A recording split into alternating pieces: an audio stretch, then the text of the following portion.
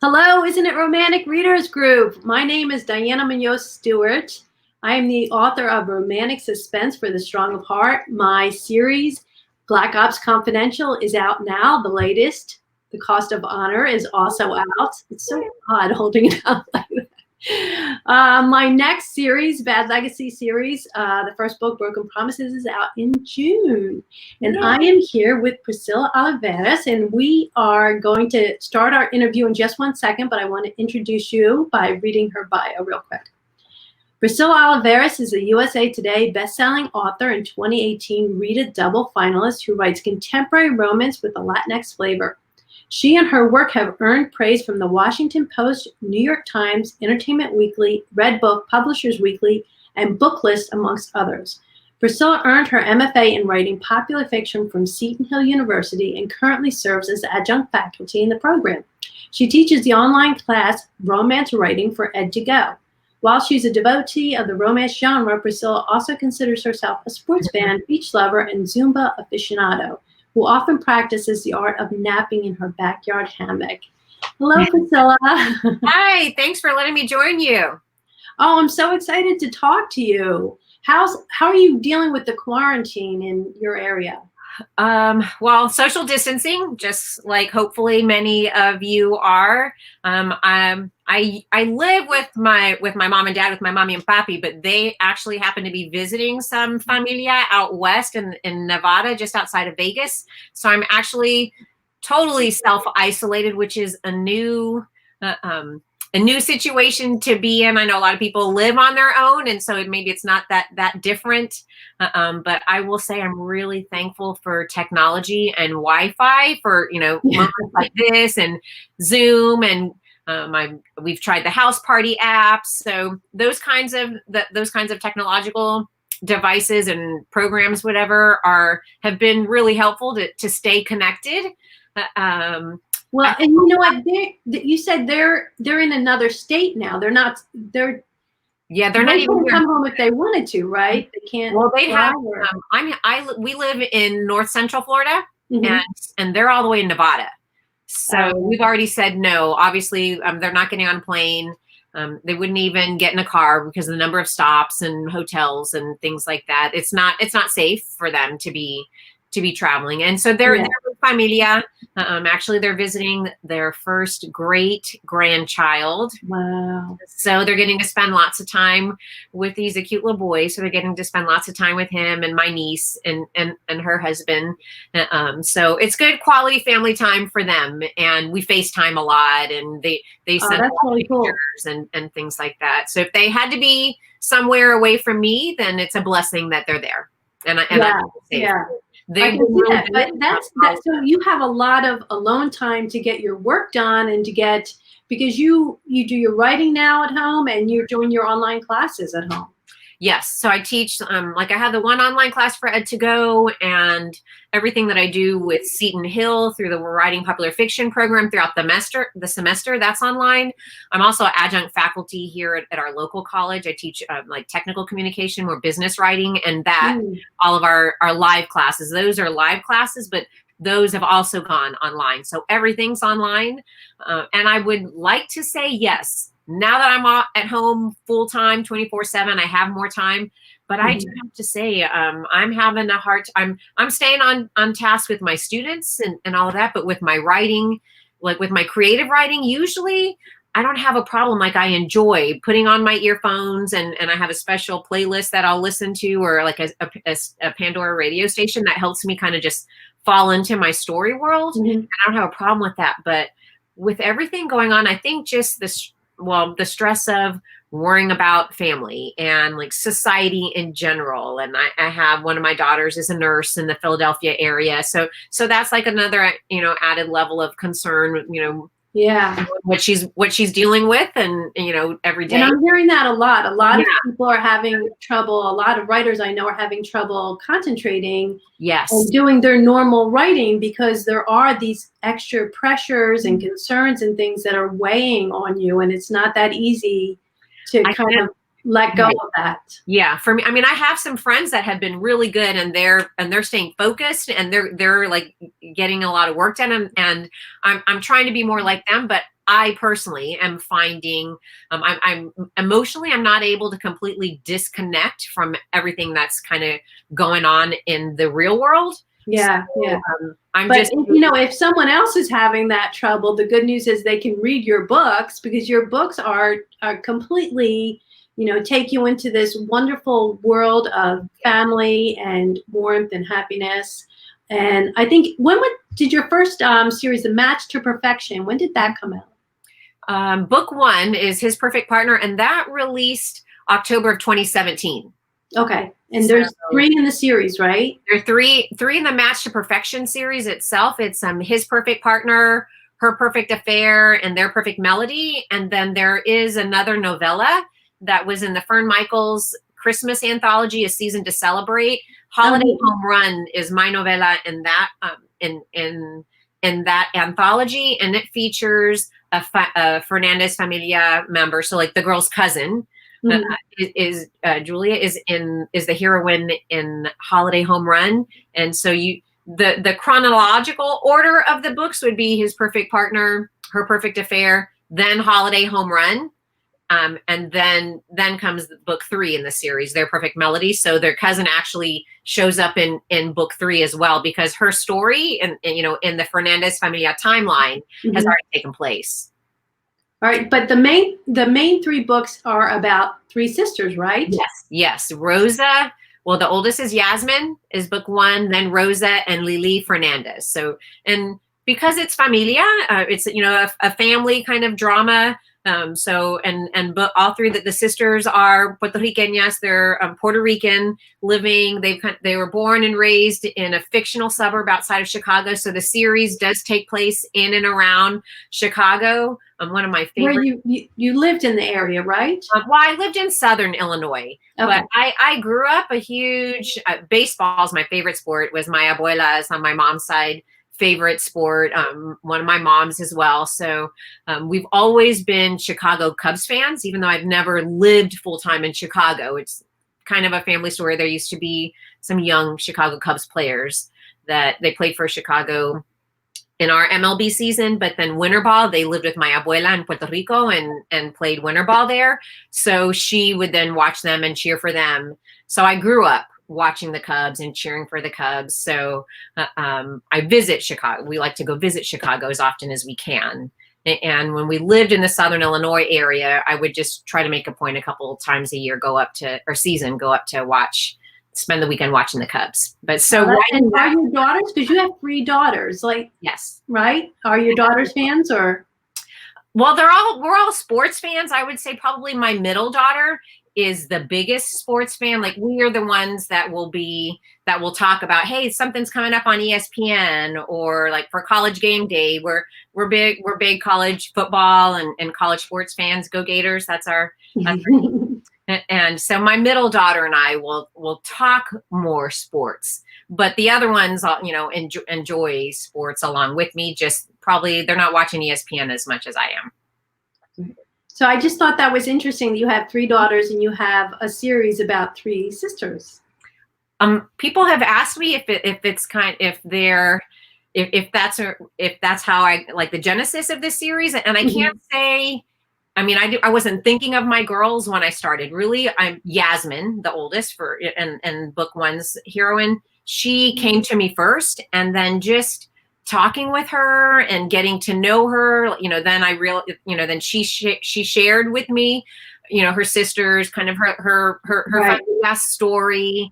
I will say my girls and I love. We used to do community theater together, so we love musical theater. Yasmin's a Broadway dancer, so there might be a little bit, that kind of subconsciously. Right. I know. I know how that happens. Yes. So, out of those 3 books, are any one of them your favorite? Do you have one that you like more than the others, or? I'd say book-wise, I'm glad you said that, because people have asked me which one of the sisters is your favorite, and I'm like, oh my gosh, I can't. They're like my sisters, maybe almost my kids, but so I can't pick one of the girls as my favorite. But book-wise, I think for different reasons, like book 1, His Perfect Partner is always going to be really special to me. Yeah. Because that's the book that ushered me into the world or the life of a published author, right? That's a really good answer. So that one's really special. I will say I loved writing Lily and Diego. I can't pick a favorite sister in the series, but if I had to pick a hero, there's just something about Diego that resonated with me and stuck with me, even like after I finished the series. So I love Tomas, and I love Jeremy is such a good guy in book 2, but Diego, he's the Chicago cop, and he plays like classical guitar. So I listened to a lot of classical Spanish guitar while I was writing. And when I was writing in his point of view, I would listen to that kind of music to kind of like tap into him. Oh, that sounds so awesome. Yeah. So I really enjoyed. No favorite book, but do you have a favorite scene maybe in one of the books, or? Well, probably like in book 3. The very first time that Lily shows up goes to Diego's house, he plays like plays the guitar, like kind of like a little private concert. And it's the first time that they like really, really connect. So that one was really fun to write. I'd say probably the scene that's the most moving maybe. And I can't really go back and read it all. In book 1, you know, that Papi is sick. Yeah. And so the last scenes with Papi for me were really hard to write. They're still kind of really hard to read. I think probably there's a little bit of my Papi in that Papi. And so that I struggled emotionally. Just, it was hard saying goodbye to that character. Yeah. So I just hope that, readers have that same sentiment. We'll see. Well, you know what? Now you're working on a whole different series, right? You have the first book coming out. Yeah. Island Affair is coming out on April 28th. That's not too. That's 2 weeks from now, right? Right around the corner. Yeah. Wow, that's exciting. And so in this story, you mixed a trope with some real life issues, because your main character has overcome an eating disorder. And she is on her way to a family vacation. Yes. And she shows up, and her boyfriend's supposed to be there, and then her boyfriend isn't there. So she has to she feels kind of vulnerable and alone. So she asks a friend, Luis Navarro, if he'll pretend to be her boyfriend. So why don't you tell us a little bit about how that came about? So that's actually, she doesn't know Luis. What it is, Sarah Vance is a social media influencer. Okay. But her entire family, her parents and her 2 older siblings, are all really established, well-known doctors in the Phoenix area. And she's kind of like the oops baby, way younger, than her siblings. And so she's always kind of felt kind of odd man out. They don't really... to her, they don't accept like her job, her profession, even though she's doing really well. She's now relocated, and they see it as just, this is kind of what she's doing right now until she settles down into something stable, find someone. And she is, as a result of just things growing up and the way she internalized some of that hurt, she developed an eating disorder, OSFED, and she is now, when the book opens, she's in recovery from that, but it's not something, it's something that she's aware of, still, and she's still dealing with it. And she's gone through a lot of therapy, and so it's not that she's over it, right? It's still something that is an everyday part of her life, and her family is still learning to kind of help her in a healthy way. But so the book opens where Sarah arrives in Key West. Her mom has been ill and is in recovery, and their father has said, look, the doctors have said rest and relaxation. So everybody will show up in Key West for this family vacation. And she gets there, and the guy that she's been dating, and she's already been kind of iffy, but her mom, things that she said to her mom has been led to believe that maybe this is the one, and this is the guy that, so Sarah's like, almost to being engaged with this guy that has a steady job, who can help, and the guy no shows. And So she, who already was not looking forward to what she thought was going to be an awkward family vacation with these people who are, you know, that just don't quite get her, doesn't want to show up at their rental home having been dumped. And so she runs in, she meets Luis Navarro, who is a firefighter, paramedic in Key West, works for the city, and he's dealing with something has happened in his past, and an accident, like a call that they went on recently, has kind of resurfaced, and he's not dealing with the issues from the past as he should be. If you ask him, he doesn't need to deal with it, but he's just been told by his captain, look, you've got this time off, you're taking it now. I don't want to see you at the station for the next week until you get your head on straight and you deal with this in a way that, and so he's at loose ends for a week.